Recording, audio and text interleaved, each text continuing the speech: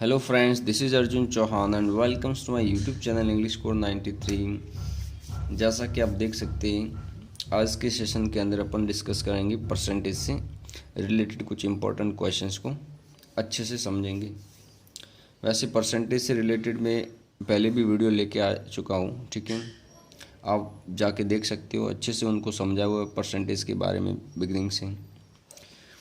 इसके अंदर मैं आपको मतलब जो परसेंटेज से रिलेटेड जो डिफरेंट टाइप्स के जो क्वेश्चंस होते हैं ना, ठीक है ना, उस टाइप के बेसिस पर मैं क्वेश्चंस को सॉल्व करवाऊंगा कि हर टाइप को अपन डिस्कस करेंगे, जिससे कि मतलब अगर किसी भी टाइप का परसेंटेज के ऊपर भी आप देखते हो तो 6-7 टाइप के क्वेश्चंस बनते हैं केवल परसेंटेज के ऊपर, ठीक है। तो उसके हर टाइप को अपन समझेंगे अच्छे से, बेसिक से, ठीक है, ताकि आपका क्वेश्चंस एग्ज़ाम में छूटे नहीं, ठीक है। तो आपको क्या करना है, वीडियो को एंड तक अच्छे से देखना है, हो सके तो कुछ पॉइंट्स को आप नोट डाउन भी करना है, ठीक है। और उसके बाद समझने के बाद उसको प्रैक्टिस भी करना है आपको। जो भी आपकी बुक है, जो भी आप प्रेफर करते हो, ठीक है, उसको उससे रिलेटेड कुछ क्वेश्चंस को आपको प्रैक्टिस करना है, जिससे कि आपके परसेंटेज के ऊपर कमांड बन सके अच्छे से। तो चलिए वीडियो स्टार्ट करते हैं। पहला क्वेश्चन आप देख सकते हो, एक व्यक्ति अपनी मासिक आय का 25% बचाता है। यदि उसकी आय में 30% की वृद्धि तथा खर्च में 20% वृद्धि होने पर उसके बचत में कितने प्रतिशत की वृद्धि होगी, ठीक है। तो इसको कैसे करना है, तो जब भी व्यक्ति की आय के बारे में सवाल आए ना, तो आप उसकी मतलब है ना, आय को 100 रुपये मासिक आय मान के चलना है आपको, ठीक है। कि माना कि उसकी मंथली इनकम जो है, मासिक आय वो 100 रुपये है, ठीक है, ये मान के चलना है। क्लियर। तो अपन मान लो टोटल इनकम अगर बात करें, ठीक है, तो उसकी आय अपन मान के चलते 100, ठीक है। और उसमें से क्या पूछा है, 25% बचाता है, तो 100 का 25% कितना हुआ, 25 रुपये। तो यानी कि ये बचत और ये अपन खर्च कंसिडर कर देते हैं, ठीक है। अब बचाता कितना है, 25% बचाता है ना, तो 100 का 25% कितना हुआ, 25 रुपये, ठीक है। यानी कि 25 रुपये बचा लेता है। तो खर्च कितना करता है, स्पेंड कितना करता है, एक्सपेंडिचर कितना है इसका, तो ये हो जाएगा 75। क्लियर। एक व्यक्ति अपनी मासिक आय का, माना कि मासिक आय उसका 100 है, 100 रुपये है, का 25% बचाता है, तो 100 का 25% यानी 25 रुपये बचाता है। यदि उसकी आय में, तो ये 75 रुपये खर्च हो जाएगा इसका। यदि इसकी आय में 30% की वृद्धि, ठीक है।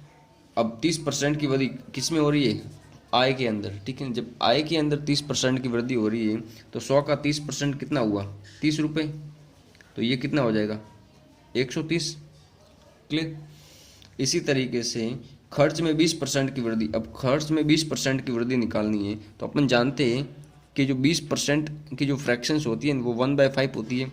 कितना, 75 का 20% निकालना है, तो 75 का 20% निकालना है, तो ये 75, तो आपके पास आ जाएगा 15 रुपये। तो यानी कि कितने, 20% की वृद्धि हो रही है, ठीक है, इंक्रीमेंट 20%, तो ये कितना हो जाएगा, 15 रुपये, तो ये कितना हो जाएगा, 90 रुपये। क्लियर। अब क्या पूछा है, तो उसके बचत में कितने प्रतिशत की वृद्धि होगी, तो ये आपको कैलकुलेट करना है, ठीक है। तो पहले बचत अपन निकाल लेते हैं, इसके इक्वलेंट बचत कैसे निकालेंगे, टोटल आय में से खर्च को लेस कर देंगे, तो इसमें से ये कैंसिल मतलब लेस हो जाएगा, तो अपने पास कितना आ जाएगा, ये आ जाएगा अपने पास 40। क्लियर। अब ये कितना इंक्रीमेंट हो रहा है, तो पहले 25 था, अब कितना हो गया, बचत सेविंग कितनी हो रही है, 40 की हो रही है, तो कितने परसेंटेज इंक्रीमेंट हो रहा है, ठीक है, समझ में आया ना। तो 40 का 25% निकालना है, तो कैसे निकालेंगे अपन, इंक्रीमेंट कितना हो रहा है इस, तो इसमें इंक्रीमेंट आप देख सकते हो, ठीक है, 15 का इंक्रीमेंट हो रहा है, ठीक है, समझ रहे हो मेरी बात। तो 15 का इंक्रीमेंट हो रहा है इसके अंदर, तो 15 का इंक्रीमेंट हो किस पे रहा है, तो 15 का इंक्रीमेंट हो रहा है 25 पे, ठीक है। तो 25 पे बढ़त हो रही है, तो ये इसको कर देंगे इस तरीके से, ठीक है। क्लियर। तो किस तरीके से इसको, ये हो जाएगा 4 बार, तो आ जाएगा 15 चौक 60, तो 60% आ जाएगा आंसर, ठीक है। तो उसके बचत में कितने प्रतिशत की वृद्धि हुई, 60%। क्लियर। नेक्स्ट क्वेश्चन से इसी तरीके से एक व्यक्ति का वेतन पहले 20% बढ़ाया जाता है। जब भी आप देखो 20% बढ़ाया जाता है तो मान के चलो कि 20% बढ़ाने का मतलब, ठीक है, 20% बढ़ाया जा रहा है, इसका मतलब क्या हुआ, 20% की फ्रैक्शंस वैल्यू क्या होती है 1/5। तो 20% बढ़ा यानी मूल वैल्यू के अंदर 1 ऐड हो जाएगा, तो ये 6/5 हो जाएगा, ठीक है। 20% बढ़ाया जाता है, फिर 10% घटा दिया जाता है, ठीक है। तो बताओ उसका वेतन कितने प्रतिशत बढ़ा या घटा, ये आपको कैलकुलेट करना है। तो इसमें कैसे करना है, सिंपल वे, इजी ट्रिक हो, कोई मतलब ज़्यादा लोड नहीं लेना है। आपको क्या करना है, 20% बढ़ रहा है ना, ठीक है, तो यानी कि 20% का इंक्रीमेंट हो रहा है, 20% का इंक्रीमेंट हो रहा है, तो 20% की फ्रैक्शंस वैल्यू क्या हो रही है, ठीक है, 1/5, 5 पे इंक्रीमेंट हो रहा है, तो मूल वैल्यू के अंदर 1 इंक्रीमेंट हो गया, तो ये हो जाएगा 6। इसी तरीके से 10% डिक्रीमेंट हो रहा है बाद में, तो 10% की फ्रैक्शंस वैल्यू क्या होती है, 10% की फ्रैक्शंस वैल्यू होती है 1/10। डिक्रीमेंट हो रहा है तो ये हो जाएगा 9/10, यानी कि 10 पे 1 का डिक्रीमेंट हो रहा है, तो ये हो जाएगा 9। अब इधर से मल्टीप्लाई करोगे तो आपको मिलेगा 50, 9 चिंग 54, दोनों का डिफरेंस कितना आ रहा है 4। तो बताओ उसका वेतन कितने प्रतिशत बढ़ा या घटा, बढ़े या घटा, तो ये तो मूल वैल्यू पर होगा, तो ये हो जाएगा अपना 50 × 100, ये से कैंसिल आउट हो जाएगा 8%। कितना आ जाएगा आपके पास आंसर, 8% आ जाएगा। समझ रहे हो मेरी बात। तो इस तरीके से आपको करना है, क्लियर। और दूसरा तरीका भी आप चाहो तो अपना सकते हो, ऐसा कोई नहीं है, ठीक है। उसको चाहो तो आप ऐसे भी कर सकते हो कि 20% पहले बढ़ रहा है, ठीक है, तो 100 का 20% बढ़ रहा है यानी कि 120/100 प्लस 10% घट रहा है यानी कि 90/100, ऐसे भी कर सकते हो चाहो तो आप, ठीक है। ये कैंसिल आउट करके जो भी आपका रिजल्ट आएगा, ठीक है, 12×108, ठीक है। अब 100 पे कितना परसेंट बढ़ रहा है, 108 आ रहा है, तो 100 पे कितना परसेंट बढ़ रहा है, तो ये हो जाएगा 8%। तो वैसे भी आप कर सकते हो चाहो तो, क्लियर। वैसे यही मेथड आपको फॉलो करना है ज़्यादातर। नेक्स्ट है, एक सिनेमा हॉल की टिकट में 10% की कमी। आप जब भी मान के चलो कि 10% की कमी हो रही है, इसका मतलब कि आपको करना है 1/10, उस पर कमी हो रही है, इसका मतलब हो जाएगा 9/10, ठीक है। मूल वैल्यू में से 1 को लेस कर देना। ये 10% की कमी होने पर दर्शकों की संख्या 16 सही 2/3% बढ़ गई। तो 16 सही 2/3% क्या हो रहा है, इंक्रीमेंट हो रहा है, तो 16 से 2/3% की फ्रैक्शंस वैल्यू क्या होती है 1/6, क्लियर। अब बढ़ रही है, इसका मतलब हो जाएगा 7/6 हो जाएगा, क्लियर। तो बताओ सिनेमा हॉल की आय में कितने प्रतिशत वृद्धि हुई या कमी हुई, ठीक है। तो कैसे करना है, 10% की इंक्रीमेंट हो रहा है, ठीक है, तो 10% का डिक्रीमेंट हो रहा है, तो इसको अपन लिखेंगे 9। इसी तरीके से 16 से 2/3% का इंक्रीमेंट हो रहा है बाद में, तो ये हो जाएगा 6 पे 7 बढ़ जाएगा +1, ये हो जाएगा 7। इसका मल्टीप्लाई करेंगे आप तो आपको मिलेगा 60, इन दोनों का मल्टीप्लाई करेंगे तो आपको मिलेगा 63, दोनों का डिफरेंस निकालोगे 3 आएगा। आपको पता है वृद्धि और कमी मूल वैल्यू पर होगी, तो यहाँ पर हो जाएगा 60 से डिवाइड करना है, ये 100 हो जाएगा, ये से कैंसिल आउट हो जाएगा 2 टाइम्स, तो ये हो जाएगा 5%, क्लियर। तो कहने का मतलब जो है वो इंक्रीमेंट कितनी हो रही है, 5% की इंक्रीमेंट हो रही है, क्लियर। तो इस तरीके से आपको करना है इन क्वेश्चंस को। इसी तरीके से नेक्स्ट क्वेश्चन से, एक आयत की लंबाई तथा चौड़ाई में क्रमशः 20% की वृद्धि तथा 40% की वृद्धि होने पर क्षेत्रफल में कितने % की वृद्धि होगी, ठीक है। एक चीज़ ध्यान रखना, इसको आप करने का दूसरा तरीका भी है, एक जो ट्रिकी जो मेथड है वो ये कर सकते हो आप कि P + Q ± PQ/100%, ऐसे भी आप कैलकुलेट कर सकते हो। यानी कि पहले क्या हो रहा है, 20% की वृद्धि हो रही है तो 20% प्लस का हो जाएगा, ठीक है, 40% के 40% भी प्लस का हो जाएगा, ठीक है। इन दोनों का मल्टीप्लाई करना मतलब इस तरीके से मैं बता रहा हूँ, 20 + 40 ±, ठीक है, तो ये हो जाएगा 20 40/100, तो ये कितना हो जाएगा आपके पास 60 प्लस ये 0 से 0 कट जाएगा 8, यानी 68%। ये डायरेक्ट आंसर भी आ सकता है आपके पास, ठीक है, 68% हो जाएगा, ठीक है। वरना अगर आप दूसरे तरीके से, आप वैसे तो यही आप फॉलो करो, जब भी एक बार वृद्धि हो रही है और दूसरे टाइम्स डिक्रीमेंट हो रहा है ठीक है। तो आप ज़्यादातर यही पैटर्न्स को फॉलो करो, हो जाएगा इसका, इससे आपके आंसर आ सकता है। वरना अगर आप दूसरा मेथड मेरे वाली अप्रोच को अगर फॉलो करना चाहते हो तो आप वो भी कर सकते हो। क्या हो रही है, लंबाई में 20% की वृद्धि हो रही है, ठीक है। लंबाई में इंक्रीमेंट हो रहा है, कितना हो रहा है, 20% का इंक्रीमेंट। 20% की फ्रैक्शंस क्या होती है, 1/5, तो इसका मतलब 5 पे 1 इंक्रीमेंट हो रहा है, तो ये हो जाएगा 6। क्लियर।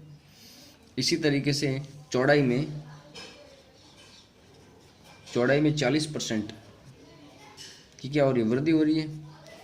तो अपन जानते 20% का 1/5 है, तो 40 का क्या हो जाएगा, 2/5 हो जाएगा। अब इंक्रीमेंट हो रहा है, तो इंक्रीमेंट ये हो जाएगा, तो ये 5 के अंदर ऊपर वाली ऐड हो जाएगी, तो कितना हो जाएगा, 7।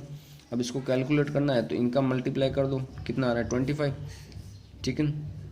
और ये हो जाएगा 42। इन दोनों का डिफरेंस आप निकालो, कितना हो जाएगा, देखो 25 से ये 40, 15 और 17 हो जाएगा, ठीक है। किस पे हो रहा है, 25 पे, इंटू 100, ये से कैंसिल आउट हो जाएगा, ठीक है। 25 चौक 100, तो ये हो जाएगा आपके पास 4 और 17 चौक 68, 68%, ठीक है। तो आप चाहो तो ऐसे भी निकाल सकते हो, और अगर ये चाहो तो इस वाले मेथड से भी आप सॉल्व कर सकते हो, ठीक है, ये वाला मेथड। नेक्स्ट है, एक वृत्त की त्रिज्या में 33 से 1/3% की कमी होने पर उसके क्षेत्रफल में कितने प्रतिशत की कमी होगी, ठीक है। ये आपको कैलकुलेट करना है। अपन जानते हैं कि जो वृत्त का जो क्षेत्रफल होता है वो क्या होता है, पाई आर स्क्वायर। इसका मतलब आर कितनी बार लिया जा रहा है, 2 टाइम्स लिया जा रहा है, आर मल्टीप्लाई बाय आर, ऐसे होगा। अपन यहाँ पर दे रखा है 33 से 3% की क्या हो रही है, कमी हो रही है। तो 33 से 1/3% की वैल्यू क्या होती है, फ्रैक्शंस वैल्यू क्या होती है, 1/3, कमी हो रही है। इसका मतलब 3 के ऊपर 1 की कमी 2, क्योंकि ये आर 2 बार आ रहा है तो 2 बार लिया जाएगा। ये किसको रिजेंबल कर रहा है, त्रिज्या के अंदर कमी हो रही है, तो 2 बार त्रिज्या, क्षेत्रफल में कमी निकालनी है तो 2 बार त्रिज्या को कंसिडर करना पड़ेगा, ठीक है। ये -1, ये 2 हो जाएगा, इसका मल्टीप्लाई करेंगे 9, इसका करेंगे 4, दोनों का डिफरेंस आ जाएगा कितना, 5। क्लियर। अब वो किस पे रहा है, 9 पे, मल्टीप्लाई बाय 0 0। अब 9 की परसेंटेज वैल्यू क्या होती है आपको पता है, 11 से 1/9%। अब 5 से मल्टीप्लाई करना है तो 55 से 5/9%, ये आपका हो जाएगा आंसर। क्लियर। तो कितना आंसर आ जाएगा आपके, 55 से 5/9%, ठीक है ना। तो इस तरीके से आप कर सकते हो। इसी तरीके से नेक्स्ट क्वेश्चन से, एक घन की प्रत्येक भुजा में 10% की वृद्धि, तो बताओ उसके आयतन में कितने प्रतिशत की वृद्धि होगी। अब घन जो होता है, ठीक है, हम जानते हैं कि घन का आयतन जो होता है वो भुजा क्यूब, यानी कि भुजा की पावर 3। क्लियर। यही होता है, ऐसे निकालते हैं घन का आयतन। तो मतलब कि यहाँ पर आपको जो साइड है उसको 3 टाइम्स कंसीडर करना है। तो इसमें क्या, भुजा में 10% की वृद्धि हो रही है, ठीक है। ये अपन ने भुजा लिखा, ठीक है। उसके अंदर क्या हो रही है, 10% की वृद्धि हो रही है। तो 10% की वृद्धि का मतलब होता जाएगा 1/10, इंक्रीमेंट हो रहा है, तो ये हो जाएगा 10 + 1, यानी कि कितना हो जाएगा, 11। इसी तरीके से 3 टाइम्स लेना है, तो 10 + 1 11, 10 + 1 11। इनका मल्टीप्लाई कर दो तो ये हो जाएगा 1000, इनका मल्टीप्लाई कर दो 13 31। इन दोनों का आप डिफरेंस निकालो तो आपके पास आ जाएगा 331। किस पे हो रहा है, 1000 इंटू 100 कर दो, ये जो 2 जीरो से ये 2 जीरो कैंसिल आउट हो जाएगा आपके पास, ठीक है। तो आपके पास फाइनल आ जाएगा आंसर 33.1%। क्लियर। तो ये हो जाएगा आपका आंसर 33.1%, ठीक है ना। इसी तरीके से नेक्स्ट क्वेश्चन से, बेलन के आधार की त्रिज्या में 10% की वृद्धि तथा ऊंचाई में 20% की कमी होने पर उसके आयतन में, अब आयतन पूछा है तो बेलन का आयतन का फॉर्मूला क्या होता है, बेलन के आयतन का फॉर्मूला होता है पाई r स्क्वायर h, ठीक है। ये बेलन के आयतन का फॉर्मूला होता है। अब एक चीज़ ध्यान रखना कि त्रिज्या में वृद्धि या कमी हो रही है, यानी त्रिज्या को 2 बार लेना है और ऊंचाई को 1 बार लेना है। क्लियर। अब देखो किस तरीके से करते हैं अपन। त्रिज्या में 10% की वृद्धि हो रही है, ठीक है। ये त्रिज्या है, इसमें क्या हो रही है, 10% की वृद्धि हो रही है। इसका मतलब जो आर को अपन कंसिडर करेंगे ना, ठीक है, तो मूल वैल्यू के अंदर 1 को ऐड कर दो तो ये हो जाएगा 11। क्लियर। इसी तरीके से अब क्योंकि 2 टाइम्स लेना है, आर स्क्वायर आ रहा है, तो इसको ऐसे लिख के जाएंगे। इसी तरीके से ऊंचाई में 20% की कमी हो रही है, तो जो हाइट होती है, ठीक है, ऊंचाई में 20% की कमी, तो 20% की फ्रैक्शंस क्या होती है, 1/5, ठीक है। अब कमी हो रही है तो 5 पे -1, ये 4 हो जाएगा। इनका मल्टीप्लाई कर दो, 100 है, ये हो जाएगा कितना, 500, और ये हो जाएगा 11 से 121। 121 को 4 से मल्टीप्लाई कर दो, 121 को 4 से आप मल्टीप्लाई करोगे तो 484 आ जाएगा, ठीक है। इसको अब क्या करना है, इन दोनों का डिफरेंस निकालो। इन दोनों का डिफरेंस आ जाएगा आपके पास 16, ठीक है। किस पे हो रहा है, 500 पे, तो ये नीचे कर दो 500। परसेंटेज निकालना है तो 100 से मल्टीप्लाई कर दो, ये 0 से 0 कैंसिल आउट हो जाएगा, तो आपके पास वैल्यू आ जाएगा 3.2% समथिंग। क्लियर, अप्रोक्सीमेट इतना आ जाएगा आपके पास 3.2%। तो समझ में आ रहा है ना, मतलब जो जिस अप्रोच को मैं फॉलो कर रहा हूँ इसी तरीके से करना है, और थोड़ी बहुत प्रैक्टिस भी करना है, खुद भी अपने हाथों से क्वेश्चंस को मिलाना है, तो एकदम ये तो क्या है, मैथ से हाथ की सफाई का काम है।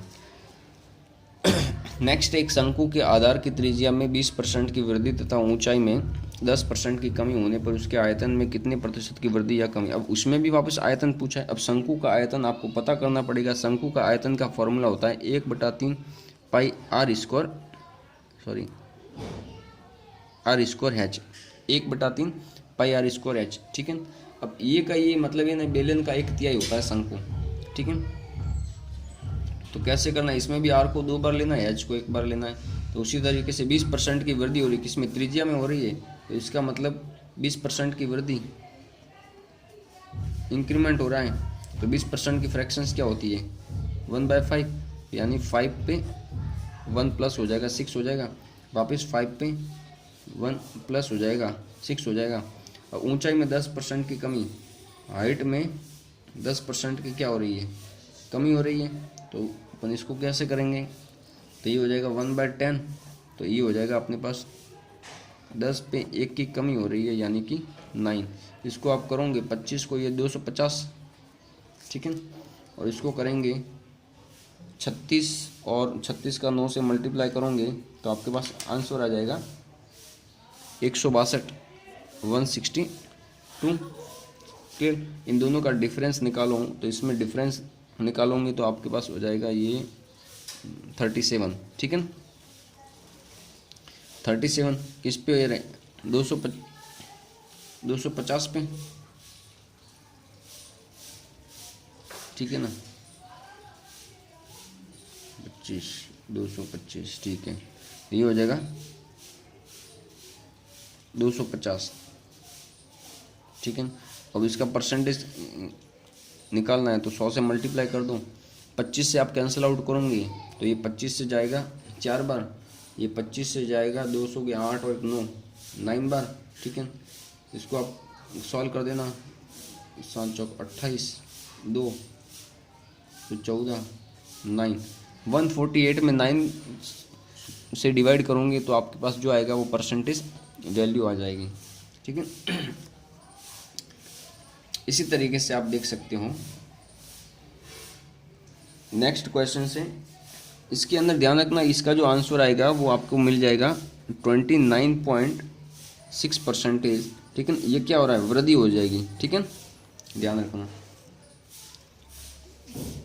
यदि मतलब ओवरऑल वृद्धि ज़्यादा है ना, यदि ऑप्शंस में यदि वृद्धि वाला पार्ट ज़्यादा दिया हुआ है तो आंसर जो आएगा वो भी उसके अंदर ओवरऑल इंक्रीमेंट ही होगा, ठीक है, क्लियर। इसी तरीके से नेक्स्ट क्वेश्चन से, प्याज के दाम में 30% की वृद्धि होने पर एक परिवार उसका उपभोग कितने प्रतिशत कम करेगी, प्याज पर होने वाला खर्च यथावत रहे, ठीक है। तो इसको अपन कैसे करेंगे, प्याज के दाम में 30% की वृद्धि, तो सबसे पहले अपन लिखेंगे 30% की क्या हो रहा है, इंक्रीमेंट हो रहा है। 30% की फ्रैक्शंस वैल्यू हो जाए 3/3, तो ये हो जाएगा 10 + 3 कितना हो गया 13, ठीक है ना।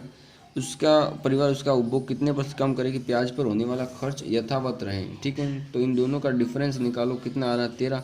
अब खर्च नहीं बढ़े, तो खर्च नहीं बढ़े तो इसका मतलब नहीं बढ़ने के लिए अपन इसके ऊपर मतलब नहीं बढ़ना चाहिए, ठीक है, जो इंक्रीमेंट है ओवरऑल, तो इसको डिवाइड करेंगे 13 से, ठीक है। अगर खर्च बढ़े तो इस पे, और खर्च नहीं बढ़े इसका मतलब इसको लेने बटे के अंदर अगर पूछा जाता है खर्च बढ़े तो आप मूल वैल्यू पे कंसिडर करते हैं, ठीक है, क्लियर। तो अपन क्या करेंगे, इसको अब सॉल्व करना है आपको, ठीक है। तो आप इसको सॉल्व करेंगे तो आपके पास आंसर 3/13, तो ये हो जाएगा आपके पास 300/13, तो आपके पास आंसर हो जाएगा 23 सही 1/13%, क्लियर।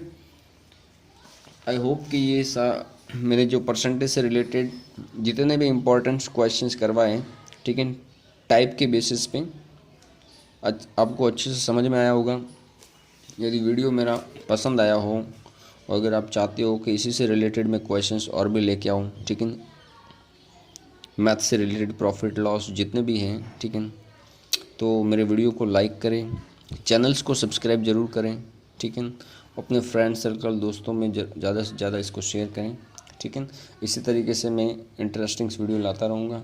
सो आज के लिए इतना ही दोस्तों, thank you so much, take care and bye bye.